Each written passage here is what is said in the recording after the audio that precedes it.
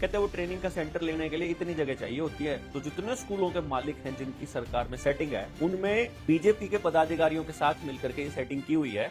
और ऊपर से सेटिंग है कि जितना पैसा खाया जाए खा लो। जो घोटाला आपको दिखाया गया है ना 10,000 करोड़ रुपए का, ये फर्जी आंकड़ा है। ये असल आंकड़ा 10,000 लाख करोड़ का हो सकता है। मेन पॉइंट ये है कि ना तो उस बच्चे ने वहां ट्रेनिंग ली, ना उस बच्चे को उस ट्रेनिंग की वजह से कोई नौकरी मिली, केवल और केवल पैसा खाने के लिए हुआ। इजराइल का युद्ध चल रहा है ऑलरेडी। युद्ध में इजराइल अपने आदमियों को मारना नहीं चाहता था, तो उन्होंने अपने वालों को बोला जिनके पास PMKVY का सर्टिफिकेट है उनको इजराइल में नौकरी मिल रही है। नौकरी कहां मिल रही है? मरने के लिए आदमी मिल रही है। वो जो बच्चे यहाँ बेरोजगारी से जूझ रहे थे, उनको वहां पर युद्ध में मरने के लिए भेजा जा रहा है, नौकरी के नाम पर, विदेश भेजने के नाम पर। और ये विदेश मंत्रालय कर रहा है। अगर राहुल गांधी का आदमी नहीं खा रहा होता तो राहुल गांधी बोल रहा होता, उसको कौन सा पता नहीं है इन घोटालों का। और लोकल लेवल पर जितने नेता हैं सबको मालूम है। ऐसी आपकी पुरखों की सारी कमाई हुई पूंजी को ये सरकार आपके पीछे छुपा लेती है और आपको खुद को दिखाई जा रही है। इस खेल को समझना बहुत जरूरी है। फिर आपको समझ में आएगा ये जो कावड़िए थे इनके ऊपर फूल क्यों बरसाए गए थे। फिर आपको पता चलेगा दिवाली पर इतने लाख दिए क्यों जलाए जाते हैं। और ऐसा खर्चा जैसे गौशाला के चारे के लिए फंडिंग कैसे होती है, चारे के लिए फंडिंग। अब आप बता दो गाय ने कितना चारा खाया, कोई कैलकुलेट नहीं कर पाएगा ना। तो चाहे कितने हजार करोड़ रुपए आप चारे के नाम पर खा सकते हैं।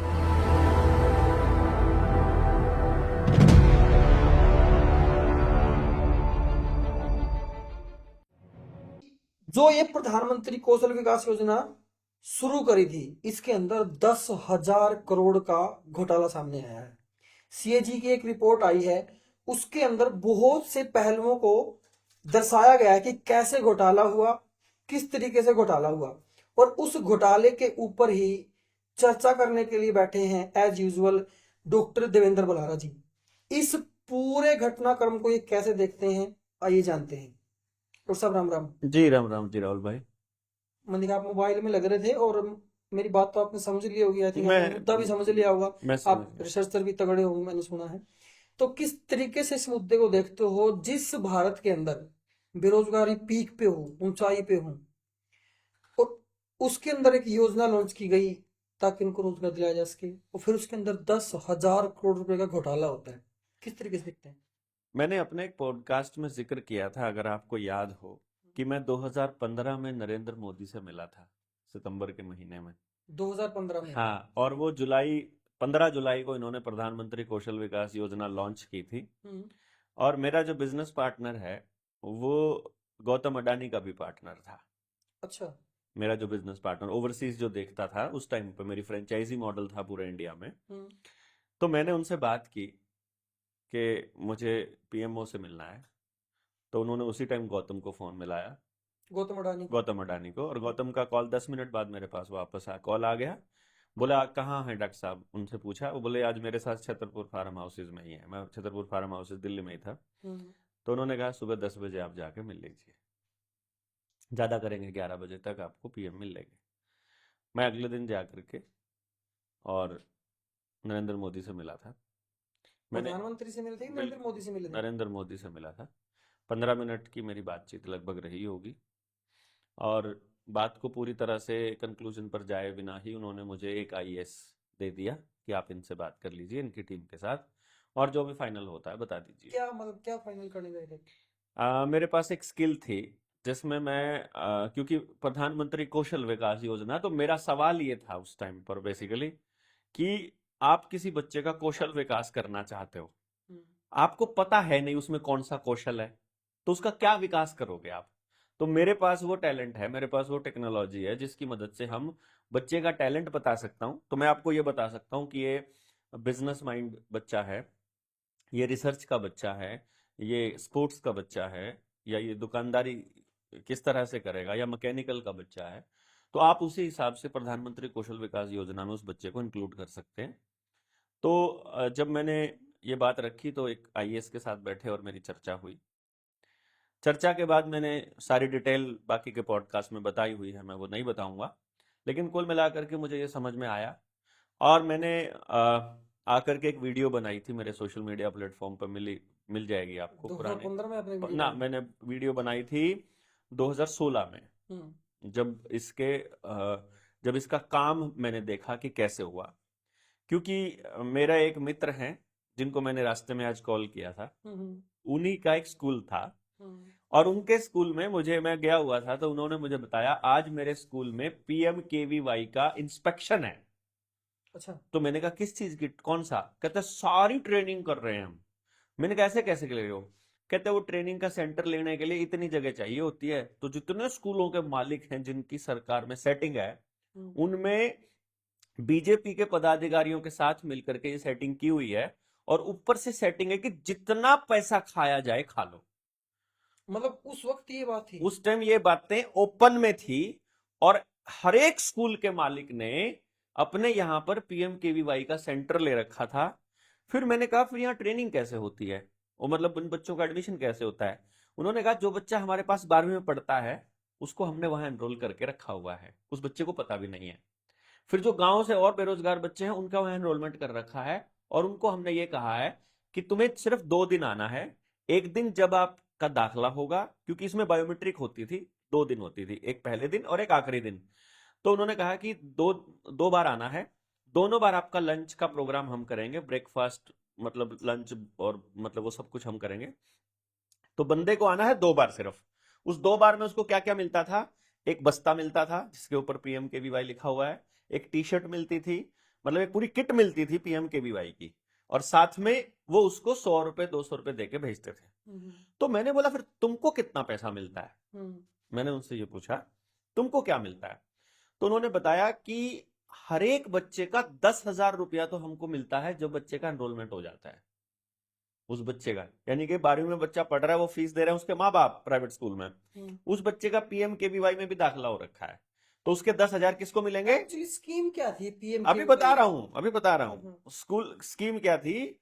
स्कीम ये थी कि एक बंदा जो बेरोजगार घूम रहा है उसको हम ट्रेनिंग देंगे, और फिर उसे रोजगार मिल जाएगा उस ट्रेनिंग के दम पर। उस पे उसकी रोजगार की गारंटी थी क्या ना, इसके अंदर कोई की? गारंटी नहीं थी। अच्छा। लेकिन उसका तरीका बता रहा हूं मैं आपको, इस खेल को समझना बहुत जरूरी है।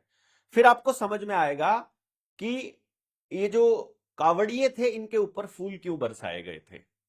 फिर आपको पता चलेगा दिवाली पर इतने लाख दिए क्यों जलाए जाते हैं।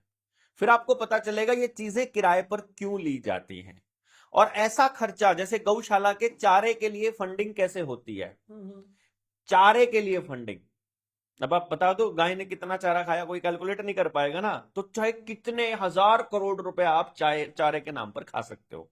उसको यहां पर पीएमकेवीवाई में आते हैं।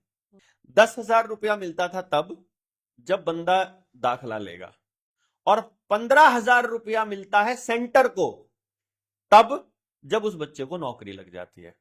अगर वहां से सेंटर से पास आउट होने के बाद अगर बच्चा कहीं पर नौकरी का सर्टिफिकेट दिखा दे, कोई कागज पे लिख के दे दे, तो उसको 15,000 रुपया उसका मिलता था सेंटर को। यह बात कभी ओपन नहीं होगी। जो घोटाला आपको दिखाया गया है ना 10,000 करोड़ रुपए का, यह फर्जी आंकड़ा है। कैग के पास असल आंकड़ा नहीं है।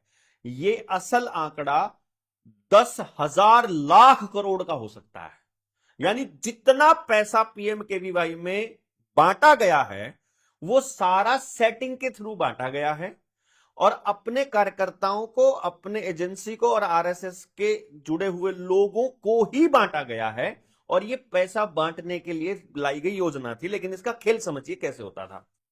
जैसे अगर मैं हरियाणा के आंकड़े की बात करूं तो हरियाणा में लगभग 7 लाख कुछ लोगों ने इसके अंदर ट्रेनिंग करी थी। भाई साहब दाखिला हुआ था सिर्फ उनका, तो उसके कैलकुलेट कर लो आप 25,000 पर बंदे का। एक बंदे का 25,000 रुपया सेंटर को मिला है, जिसमें ना सेंटर ने टीचर रखा, ना सेंटर ने किराए की बिल्डिंग ली।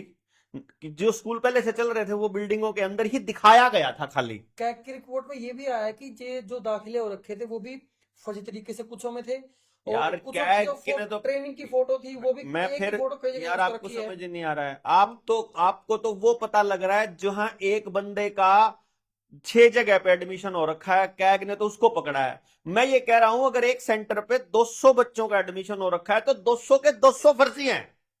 आप बात को नहीं समझ रहे आप, टोटल फर्जीवाड़ा था। मैं आपको अगली कहानी बता रहा हूं, पहले को तो यार मिला भी बात है, तो सुन लो यार, पहले मिला भी है। पहले बात तो सुन लो यार। किसी को नहीं मिला यार, किसी को भी नहीं मिला। ऐसा तो हो नहीं सकता भी यार स्कीम के क्यों अंदर मेरी किसी- बात को क्यों नहीं मान रहे आप? बच्चे को पैसा नहीं मिलना था, मैं आपकी बात कैसे मान बच्चे सकता को हूँ? पैसा मिलना ही नहीं था।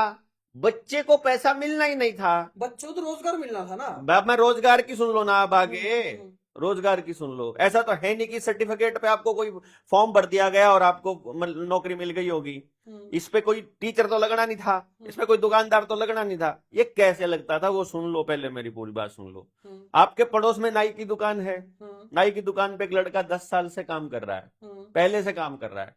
नाई की दुकान के साथ स्कूल मालिक की सेटिंग हो जाएगी हम्म, कि जो ये यहाँ पर काम कर रहा है तुम्हें यहाँ लिख करके देना है कि मेरी दुकान पर इस बंदे को नौकरी मिल गई है। जैसे मान लो एक बंदा ABC कोई भी नाई की दुकान पे काम करता है, उसका एनरोलमेंट वहां करवा दिया। अब एनरोलमेंट के बाद वो नाई सिर्फ एक खाली कागज पे लिख के देगा कि ABC ये बंदा मेरी दुकान पर इतने तारीख से ज्वाइनिंग कर लिया है नौकरी, चाहे वो अगले दिन निकाल दे उसको। जैसे ही वो नाई अपनी खाली कागज पर लिख कर देगा कि ये मेरी दुकान पर काम कर रहा है, क्योंकि नाई की कोई स्टैंप की तो जरूरत नहीं है, पंचर लगाने वाले की स्टैंप की तो जरूरत नहीं है, किराने की दुकान वाले की कोई स्टैंप तो है नहीं है, यहां कोई स्टैंप नहीं है। वो उसको देगा जैसे ही, मतलब लिख के देगा, और खाते में उसके, किसके, सेंटर वाले के खाते में 15,000 आ जाएंगे। अब बात को समझ रहे हैं? समझ गया मैं। बच्चे को कोई पैसा नहीं मिलना, नाई को कोई पैसा नहीं मिलना, मिलना पैसा सेंटर वाले को है। और किस बेसिस पर मिलना है? पहले 10,000 मिलने हैं एडमिशन के नाम के, और फिर 15,000 मिलने हैं रोजगार के नाम पे। अब एक ही नाई हजार हजार लोगों को नौकरियां दे चुका है पूरे साल में, क्योंकि सेटिंग उनके साथ है। ज्यादा बताएंगे तो पब्लिक में ओपन हो जाएगा कि ये घपला चल रहा है, तो कुछ सेटिंग कर रखे हैं, नाई की दुकान का नाम बदलो, करते रहो। अब वो नाई की दुकान किसी नाम से भी कर दो, आज राहुल के नाम से कर दो, कल देवेंद्र के नाम से कर दो, परसों अब्दुल के नाम से कर दो, मियाँ जी के नाम से कर दो, कभी केशव के नाम, कभी किसी के, जिसका जी करे उसके नाम से कर दो ना। मेन पॉइंट ये है कि ना तो उस बच्चे ने वहां ट्रेनिंग ली, ना उस बच्चे को उस ट्रेनिंग की वजह से कोई नौकरी मिली, केवल और केवल पैसा खाने के लिए हुआ। अब आपकी रिपोर्ट्स AI पर जाओगे या दूसरी मीडिया रिपोर्ट्स पढ़ोगे, उसमें आएगा 10,000 करोड़ रुपए का घोटाला। कि मैं उसको, उस आंकड़े को देख करके उस दिन मैं हंस रहा था, क्योंकि मेरी पुरानी वीडियो उठाकर देखोगे तो मैंने पूरा एक्सप्लेन किया हुआ है कि आप अंदाजा लगाइए पूरे देश के अंदर जितने बच्चों का एनरोलमेंट हुआ है उसमें से 25,000 रुपए से मल्टीप्लाई कर लो, इतने रुपए का घोटाला है ये। 25,000 मल्टीप्लाई बाय जितने बच्चों का एनरोलमेंट है, क्योंकि इससे किसी भी एक भी बच्चे को रोजगार नहीं मिला है। ये केवल आंकड़ों में खेलने का गेम था। जो काम पहले से बच्चा कर रहा था, किराने की दुकान पे काम कर रहा था, या रेडी लगा रहा था, या फिर कोई रिपेयरिंग का काम करता था, पंचर लगाता था, सब्जी बेचता था, इन्होंने क्या खेल खेला है? क्योंकि आपको तो नजर आ रहा है पैसों का घोटाला, मुझे जो नजर आ रहा है देश के साथ घोटाला। क्योंकि भविष्य में क्या होने वाला है, प्रत्येक व्यक्ति को certificate, document, unique ID based काम करने दिया जाएगा। वो जो मैं आपको बता रहा था न्यू वर्ल्ड ऑर्डर, उसमें बंदे के पास सर्टिफिकेट का होना जरूरी है। बूढ़ों के पास प्रौढ़ शिक्षा का सर्टिफिकेट होना जरूरी है, जवानों के पास स्कूल का सर्टिफिकेट होना जरूरी है, डिजी लॉकर में सारे डॉक्यूमेंट होना जरूरी है, आधार कार्ड के साथ कनेक्टेड होना जरूरी है, और आपका हर एक बंदे का एक वो जो UPI बार कोड है वो बनना जरूरी है। वो बार कोड आपके घर की जानकारी, आपके पूरी फैमिली की, ब्लॉकचेन की सारी जानकारी दे करके आपको कंप्लीट कंट्रोल करने के लिए था। तो यहां पर जो अनस्किल्ड लेबर थी उसको सेमी स्किल्ड बना करके उस दायरे में भी ले आना, बारकोड वाले में आधार कार्ड के साथ जुड़ा होगा उसका सारी डिटेल्स, तो ही उसको पैसे मिलने हैं, तो ही उसको सुविधा मिलनी है। और अब थोड़े दिन पहले जब इजराइल का युद्ध चल रहा है ऑलरेडी, युद्ध में इजराइल अपने आदमियों को मारना नहीं चाहता था, तो उन्होंने अपने वालों को बोला जिनके पास PMKVY का सर्टिफिकेट है उनको इजराइल में नौकरी मिल रही है। नौकरी कहां मिल रही है? मरने के लिए आर्मी में मिल रही है। वो जो बच्चे यहाँ बेरोजगारी से जूझ रहे थे उनको वहां पर युद्ध में मरने के लिए भेजा जा रहा है, नौकरी के नाम पर, विदेश भेजने के नाम पर, और ये विदेश मंत्रालय कर रहा है। इस खेल को समझना जरूरी है।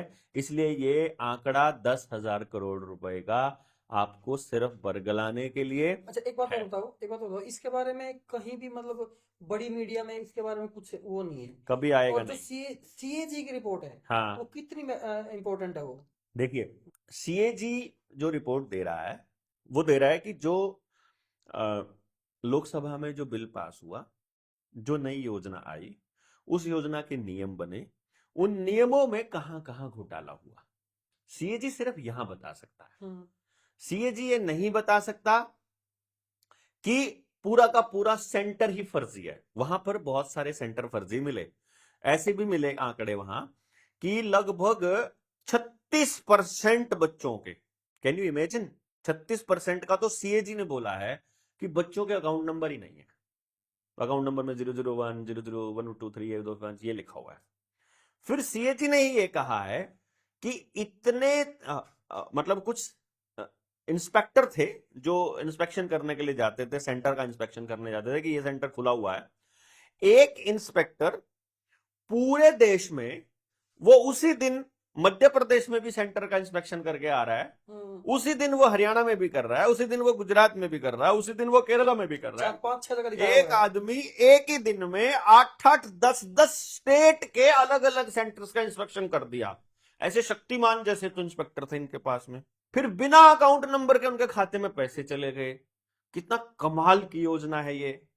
बिना सेंटर पे जाए बंदे ने सर्टिफिकेट ले लिया, बिना कहीं नौकरी लिए नौकरी का सर्टिफिकेट मिल गया, और सबको पैसे मिल भी गए, और सरकार के पास आंकड़े भी दर्ज हो गए। कितना बड़ा देखो, मतलब कितना आसानी से खेल गए तो सब एक बात और हमको बताओ, मूर्ख जैसे बना दिया गया। ये जैसे ये योजना आई, अब सरकार की ऐसी हजारों योजना आती हैं, ये तो आंकड़ा सिर्फ एक ही रिपोर्ट का है, और न जाने कितनी ऐसी और देखो, योजनाएं हो सकती सुन हैं लो, मैं आपको बता जिनका देता हूँ। जनता में बताया भी नहीं जाता। मैं कह रहा हूं जितनी योजनाएं खाते में सीधा पैसा जाने की हैं, सारी की सारी पैसा खाने के लिए है। जैसे किसान की सम्मान निधि है, अभी अभी एमपी का कोई डेप्यूटी सीएम था, उसके बाप के खाते में भी पैसा गया हुआ है, पता है? प्रधानमंत्री सम्मान किसान डिप्टी योजना। सीएम का। हाँ, मतलब एग्जैक्ट मुझे पोस्ट नहीं पता उसका, मध्य प्रदेश का था, उस मतलब सेंटर इंडिया का था, एरिया का था वो, और थोड़ा सा छपा बस एक बार अखबार में, और बात गायब। आई गई हो गई। लेकिन मैं इसको देख रहा था कैसे कि किसान का नाम बनाना, उसके नाम की जमीन के कागज चढ़ाना, उसको यूनिक आईडी के साथ जोड़ना, और फिर उसके खाते में पैसा डालना, कोई बड़ा काम नहीं है जिनके हाथ में कंप्यूटर है। देखो, आपने ऑनलाइन कर दिया, इसका मतलब पारदर्शिता नहीं है, इसका मतलब पारदर्शिता को खत्म करना है। पारदर्शिता क्या है? गांव में बीपीएल का कार्ड बनाना है। अब ये बंदा गरीब है या अमीर है, ये बात गांव का आदमी जानता है या फिर ऊपर बैठा कोई अधिकारी ज्यादा अच्छे से जानता है? गांव का आदमी जानता है। तो ये जिम्मेदारी अगर गांव के व्यक्ति की लगाई जाए तो घपले के चांसेस नहीं है।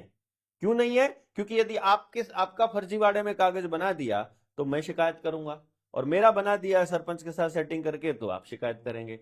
तो गांव में ये चीज पकड़ी जाएगी बड़ी आसानी से कि आपने किसी गलत आदमी का कार्ड बना रखा है, उसके खाते में पैसे डाल रखे हैं, उसको कोई भी है। तो जो आयुष्मान कार्ड है, ये इंश्योरेंस कंपनियों को बेइंतहा लाभ पहुंचाने के लिए, प्लस प्राइवेट हॉस्पिटल्स को लाभ पहुंचाने के लिए बनाया गया है। जो किसान सम्मान निधि है, वो किसानी को व्यापार बनाने के लिए और किसानी के नाम पर हजारों करोड़ रुपए गटकने के लिए बनाया गया है। जो लड़कियों की योजना है, पेंशन की योजना है, ये सारी योजनाएं पैसा खाने के लिए बनाई गई है। उन्होंने कितने लोगों को दर्ज कर रखा होगा, कितने लोगों के खाते में पैसे खाते होंगे, कितने सालों से खा रहे हैं, आपके पास कोई जानकारी नहीं है मेरे दोस्त। इस बात को समझिए, आपके पास कोई आंकड़ा नहीं और है। भी हरियाणा की एक और आंकड़े की बात करें, जो अनिल विज का डिपार्टमेंट है, जो परिवहन मंत्री हैं, उनका उनको एक पास एक मंत्रालय और भी है, उसके अंदर 1500 करोड़ रुपए का घोटाला हुआ है अभी। वो उन्होंने खुद ही बोला है, वो उन्होंने खुद जानकारी दी है कि मैं सीएम को ही बोलता हूँ कि भाई इसकी सीबीआई जांच करवाई जाए और अच्छे तरीके से जांच करवाई जाए, ताकि असली जो घोटालेबाज है उनका नाम सामने आ असल सके। में उसका हफ्ता नहीं गया होगा ना, उसका हिस्सा नहीं पहुंचा होगा, उसका खेल नहीं देखा आपने। जब वो हेल्थ मिनिस्टर बना, आते ही करनाल में सिविल हॉस्पिटल की टंकी पर चढ़ गया था वो, अखबारों में खूब फोटो आई, गब्बर आ गया, गब्बर आ गया। मैंने कहा ये गब्बर नहीं है, असल में गोबर ही है। आप देख लेना, एक हफ्ते बाद गायब मिलेगा। ये 3-4 अस्पतालों में जाएगा, रड़ थोड़ा सा उनकी आंखों में रड़केगा, दो चार गालियां देगा, इधर से लोगों में छवि बन जाएगी कि ईमानदार आदमी है, और उधर से सारी फार्मा कंपनियों के साथ और डॉक्टरों के साथ सेटिंग कर लेगा। अब जो नई सेटिंग करनी पड़ती है ना, नए परिवहन मंत्री को भी करनी पड़ती है, नए पुलिस में होम मिनिस्टर हो जाए उसको भी करनी पड़ती है, नया डीजीपी बन जाए उसको भी सेटिंग करनी पड़ती है कि जो हफ्ता जिस हिसाब से आ रहा था वो कैसे आएगा। अब पोस्टिंग, अब मान लो पुराना डीजीपी रिटायर हो गया, वो रिटायरमेंट से पहले किनको मलाईदार पोस्ट पे लगा के चला गया, वो तो उसका पैसे ले गया उसके मलाईदार पोस्ट पे लगाने के। अब नए वाले को भी चाहिए तो अब वो छापा डालेगा, वहां पर जाएगा, अब वो डंडा करेगा तो अब फिर ले लेगा उनसे, वो नहीं तो अब पोस्टिंग करेगा। तो ये सारा का सारा खेल सेटिंग और पैसे खाने का खेल है, ये कोई ईमानदारी का कोई खेल नहीं है यहाँ पर। अगर ईमानदारी का खेल होता तो आम नागरिक की बात सुनी जाती, उसकी एक छोटी से छोटी कंप्लेंट के ऊपर कार्रवाई होती, लेकिन आम नागरिक को तो लट पड़ रहे हैं, उसकी डिमांड पे तो कोई कार्रवाई होती नहीं है। इनकी डिमांड पूरी तब होती, पूरी हो जाए तो आम जनता का काम आएगा ना, इनका ही नहीं भरता भैया। तो फिर ये ऐसा खेल चलता क्यों है? मतलब क्या कारण होते हैं इन खेलों में? इन एक तो है पैसा, ये तो पता है, भी नहीं सीधी सी बात है, पैसा है इसका। नहीं, देखो, पैसे के अंदर परचेजिंग पावर होती है, हम्म। जिसके पास परचेजिंग पावर होती है उसके पास कंट्रोलिंग पावर होती है। तो कंट्रोल जिसके पास होगा वो कंट्रोल को अपने पास ही रखना चाहता है, इसलिए कभी भी उस कंट्रोल को पब्लिक के अंदर डिस्ट्रीब्यूट होने देना नहीं चाहेगा। दूसरा जो इसका कारण होता है वो अज्ञानता का कारण होता है, कि देश की जनता को यह मालूम नहीं होता कि मेरे अधिकार क्या हैं। उसे यह भी मालूम नहीं होता है कि जो नेता या पुलिस वाला या दूसरे अधिकारी होते हैं उनको जो सैलरी है और उनका जो धंधा है, उनका जो घर है, वो हमारे पैसे से चलता है, जनता के पैसे से। इसलिए जनता कभी मालिक के तौर पर खड़ी भी नहीं होती है, सवाल भी नहीं पूछती है। और तीसरा कारण होता है कि मीडिया के अंदर एक प्रोपेगेंडा चला करके बात को डाइवर्ट कर दिया जाता है।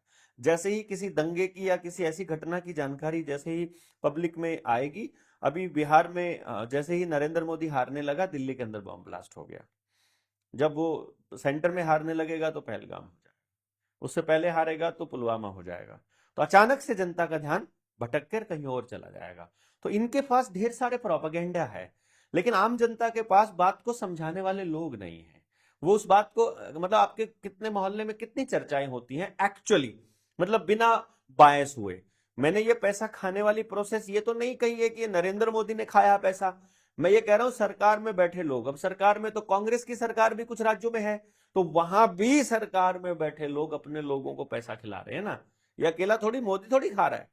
अगर राहुल गांधी का आदमी नहीं खा रहा होता तो राहुल गांधी बोल रहा होता, उसको कौन सा पता नहीं है इन घोटालों का।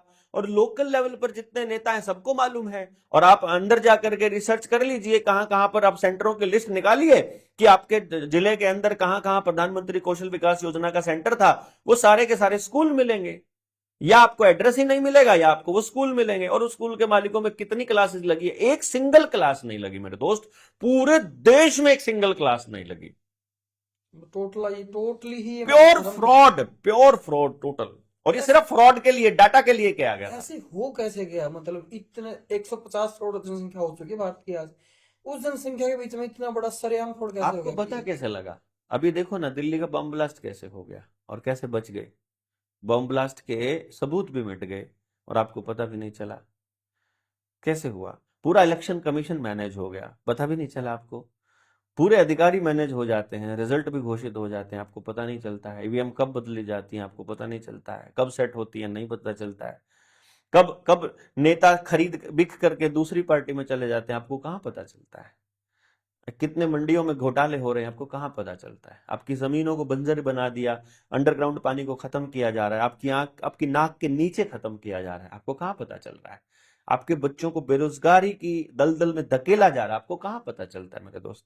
आपके स्कूलों में रट्टाफिकेशन वाली एजुकेशन लगा करके आपके बच्चों का पूरा भविष्य खराब किया जा रहा है, आपको कहां पता चलता है। आपको पता कहां चलता है? जैसे ही पता चलता है वो कह देंगे इसरो ने एक नया रॉकेट छोड़ दिया है, देश बड़ी तरक्की पर है। फिर हम जैसे लोग जब बोलेंगे तुमसे देश की तरक्की सहन नहीं होती है। रॉकेट छोड़ना कौन सी तरक्की होती है भैया? मेरे गांव की मिट्टी खराब करके, मेरा पानी खराब करके, किसान को बर्बाद करके, भाईचारा तोड़ के, बच्चों की नशों में नशा ही नशा आप दौड़ा करके आप किस चीज को विकास कह रहे हो? मुझे तो नहीं समझ में आ रहा।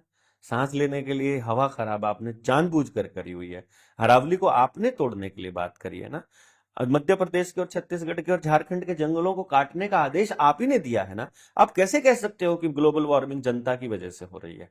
फैक्ट्रियां आपने कार बनाने की आपने ही लाए हैं, पेट्रोल डीजल आप ही खपत कर रहे हो, गांव से पलायन आप ही कर रहे हो सरकार के तौर पर, तो लोगों को क्यों कह रहे हो कि तुम पोल्यूशन कर रहे हो? गांव में ही अगर एजुकेशन हो जाए और रोजगार हो जाए, कोई बंदा कार और मोटरसाइकिल चलाएगा ही नहीं, उसको जरूरत ही नहीं है, तो आप कैसे कह सकते हो कि देश की जनता कसूरवार है और बढ़ती हुई जनसंख्या इसका जिम्मेदारी है ले?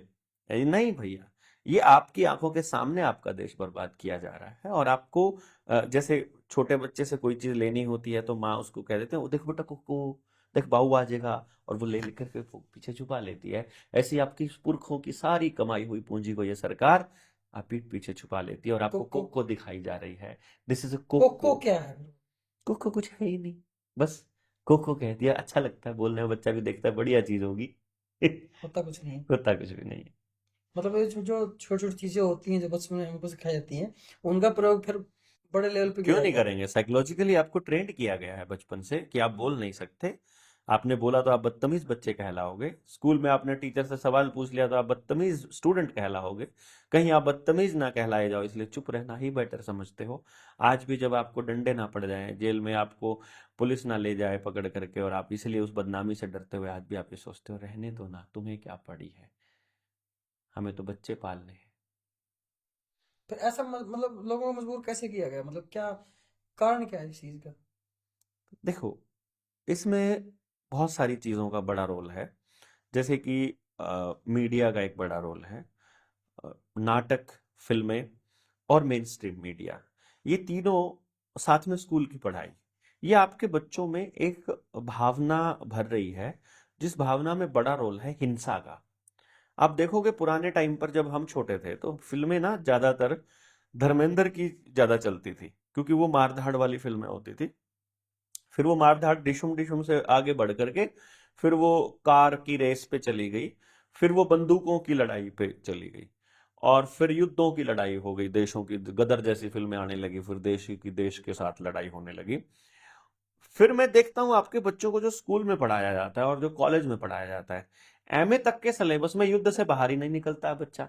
छठी में युद्ध करने लगता है, अहमद शाह अब्दाली टाइप के लोगों का युद्ध देखने लगता है वो, और ग्रेजुएशन और मास्टर मतलब पोस्ट ग्रेजुएशन तक कर लेता है, और उसके युद्धों से ही बाहर नहीं निकाल पाता।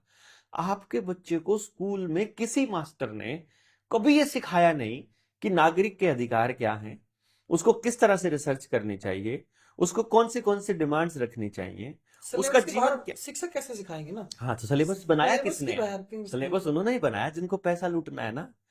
देखो, हथियार बनाने वाली कंपनी का नाम है रॉकफेलर फाउंडेशन, और यूनिवर्सिटीज और कॉलेजेस का सिलेबस बनाने वाली यूनिवर्सिटी भी रॉकफेलर फाउंडेशन। यानी कि सिलेबस वही बना रही है जो हथियार बेच रही है। तो आपके बच्चे को युद्धों के लिए तैयार करने का क्या काम, इंडिया में भी सिलेबस वही बनाते हैं? बिल्कुल, आपका सीबीएसई किसने बनाया था? अंग्रेजों ने ही तो बनाया था, रॉकफेलर फाउंडेशन का ही तो बनाया हुआ है। आपका आपकी और एचबीएससी? एचपीएससी तो कुछ है ही नहीं है। एचबीएससी क्या है? एचबीएससी कोई हरियाणा बोर्ड में जाता भी है क्या? वो तो हरियाणा के लोगों ने सोचा कि सीबीएसई क्योंकि अंग्रेजों का बनाया हुआ है, इसलिए हम स्टेट का अपना बोर्ड बना लेते हैं। लेकिन धीरे धीरे मेन स्ट्रीम मीडिया में ये लोगों ने थोड़ा प्रचारित बनाया, सरकार ने बनाया है। होगा। लोग भी सरकार में ही थे ना, वो उस टाइम पे थोड़े बहुत लोगों को मालूम था ना। हम्म। जिस टाइम पे हरियाणा बना है उस वक्त मतलब आजादी का नाटक नया नया हुआ था, 20 एक साल हुए थे। 47 में वो अंग्रेज जाने का नाटक हुआ, और 66 में जो है हरियाणा बना।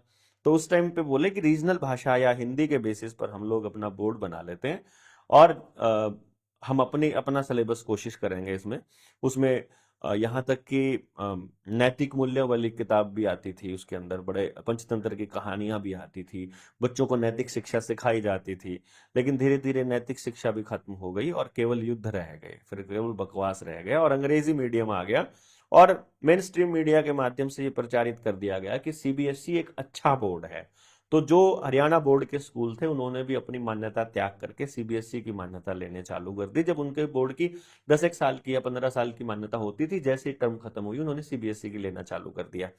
तो इस तरह से धीरे धीरे सब सीबीएसई में चले गए, और सीबीएसई तो उन्हीं का बनाया हुआ था, अंग्रेजों का ही। तो इसलिए क्या है कि वो सिलेबस जो बनाया जा रहा है उससे भी आपके बच्चे को कोको दिखाई जा रही है, युद्ध दिखाए जा रहे हैं। आपके साथ क्या हो रहा है वो नहीं दिखाया जा रहा। आपके साथ जो हो रहा है उसके लिए वहां आसपास का कोई पंडित जी या कोई मंदिर का पुजारी या कोई नया बाबा, कोई नया धर्मगुरु पैदा कर दिया जाता है, जो कहता है ये प्रारब्ध है, ये आपके पिछले जन्मों का कर्म है, जो आपके साथ बुरा हो रहा है ये तो पिछले जन्मों का कर्म है, सरकार बहुत अच्छा कर रही है। तो क्या खेल है, मतलब ये रिपोर्ट का मतलब अब क्या इसका इम्पैक्ट पड़ेगा, जनता के ऊपर क्या इम्पैक्ट पड़ेगा, विपक्षी पार्टी के ऊपर क्या इम्पैक्ट पड़ेगा? देखो, हम्म, विपक्ष तो तब तक नहीं बोल सकता जब तक टॉप टेबल से इशारा ना आ जाए। टॉप टेबल मतलब वर्ल्ड इकोनॉमिक फोरम से। हम्म, जब राहुल गांधी की सेटिंग हो जाएगी ऊपर, और वो भी पूरी तरह से गुलामी करने के लिए तैयार हो जाएगा, तो ऊपर से आदेश आएगा कि अब तुम खुले खेल सकते हो, अब पूरी मीडिया तुम्हारे फेवर की बात करेगी, क्योंकि मीडिया उन्हीं की है बेसिकली। हम्म, और विपक्ष तो इसलिए बोलेगा नहीं। आम जनता को बोलना अभी पता नहीं कैसे बोलना है। जैसे अभी पता लग गया आपको, आपको ही नहीं पता कैसे बोलना है। मुझे पता लग गया, मुझे मालूम है कि ये सब चल रहा है, इतने दिनों से चल रहा है, और मुझे ये पता है कि इसका बहुत आसान सा रास्ता है। कानून क्या करे इसमें, संविधान क्या करे इस मामले में, क्योंकि ये सजा तो मिलनी चाहिए जिन्होंने घोटाला संविधान किया। संविधान एक किताब है जिसको फॉलो करता है सिस्टम। हम्म, सिस्टम में बैठी है जुडिशरी और ब्यूरोक्रेसी। ब्यूरोक्रेसी को हफ्ता मिलता है और जजेस को पावर मिली हुई है। ना इसमें जज बोलेगा, ना इसमें ब्यूरोक्रेट्स बोलेंगे। नेता तो खाने के लिए ही बने हुए हैं। और आम जनता जो है वो, क्योंकि वो डिमांड करना नहीं जानती, क्योंकि आम जनता को आदेश देना नहीं आता, क्योंकि आम जनता को कोई सिखा बता नहीं रहा है, इसीलिए आम जनता कंफ्यूजन में है कि वो कहाँ जाए।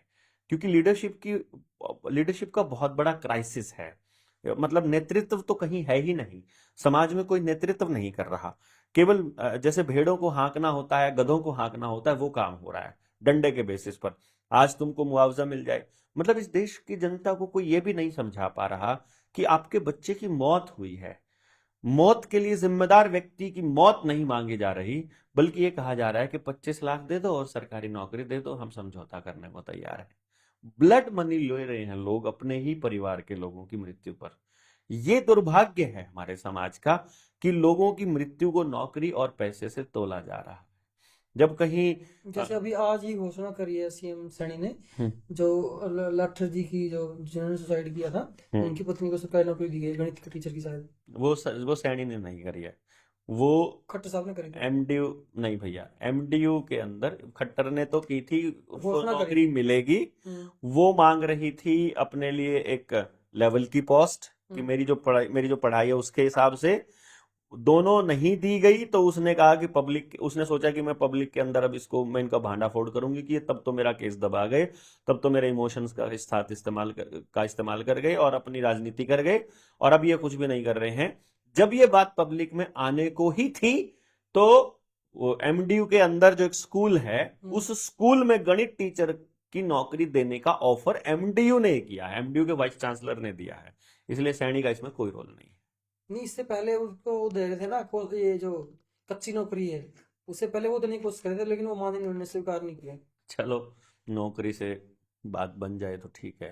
हम्म, समाज अपना पल्ला झाड़ लेता है कि एक बंदा चला गया था, हम्म, और उनको लगता है कि इसके परिवार के लोगों को नौकरी मिल जाएगी तो जीवन चल जाएगा। ये वहम है। व्यवस्था जब तक नहीं सुधरेगी, मान लीजिए वो नौकरी पर नहीं होता, तो ऐसे बहुत से बच्चों को रोज काल निगल रहा है। इनकी गलत नीतियां रोज निगल रही हैं। रोज किसान आत्महत्या कर रहा है। रोज डिप्रेशन में जाकर आत्महत्या कर रहा है बंदा। रोज रोजगार खत्म होने पर आत्महत्या कर रहा है। दुकानदार जो है वो अपना व्यापार मिटने पर आत्महत्या कर रहा है। उनको तो कोई नहीं पूछ रहा। जो मीडिया में हाईलाइट हो जाएगा उस पर बात हो रही है, जो नहीं हो रहा है उसका क्या भाई। मैं तो उसकी बात कर रहा हूं जिसको कोई पूछ ही नहीं रहा, जो गांव में अकेला पड़ के मर रहा है, और उस पर कोई गांव का आदमी बोल नहीं रहा है, और मीडिया तो कहाँ ही बोल जाएगी। हमको समाज की व्यवस्था ये बनानी पड़ेगी कि किसी का बच्चा अगर मर जाए तो परिवार कैसे जिएगा, और किसी के माँ बाप अगर मर जाए तो वो बच्चा कैसे पलेगा।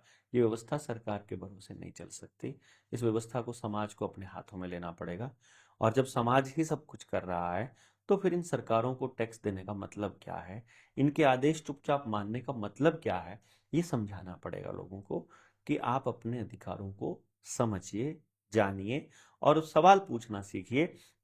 जनता सरकार मोर्चा के लोग सवाल पूछने की इस प्रक्रिया को आगे आने वाले टाइम में हर गांव तक पहुंचाने वाले हैं। हम आरटीआईज डालना सिखाएंगे गांव के प्रत्येक आदमी को। सवाल पूछना, चिट्ठी लिखना, अपने सवालों का अपने सवालों को दोबारा से रिमाइंडर डालना, सब कुछ सिखाएंगे हम। सब कुछ आने वाले, धीरे धीरे थोड़ा सा देखिएगा, बहुत बहुत बड़ी जागृति आने वाली है। और ये इसको हम ज्ञान युद्ध बोलते हैं। ये किसी से सड़कों पर नहीं लड़े जाएगा, ये सिर्फ समझ के साथ लड़ा ज्ञान जाएगा, समझ से। ज्ञान से, ज्ञान और समझ से। क्योंकि समझ ही समाधान है। यदि आप मुझसे एक लाइन में पूछेंगे, नासमझी समस्या है और समझ ही समाधान है। Thank you so much doctor साहब। धन्यवाद जी, तो बहुत बहुत धन्यवाद। दोस्तों, जिस तरीके से देखा हमने सीएजी की रिपोर्ट जो आई इस प्रधानमंत्री कौशल विकास योजना के ऊपर, उसके बारे में हमने चर्चा करी, घोटाला कैसे हुआ, क्यों हुआ। और डॉक्टर साहब तो बहुत ऊपर चले जाते हैं। तो जो सच्चाई थी वो भी आपके सामने आ गई, डॉक्टर साहब की बातें थी वो भी आपके सामने आ गई हैं। तो अब आप अपना मत जो है, आपकी थिंकिंग जो है वो कमेंट के जरिए दे सकते हैं। बहुत बहुत धन्यवाद। जय हिंद।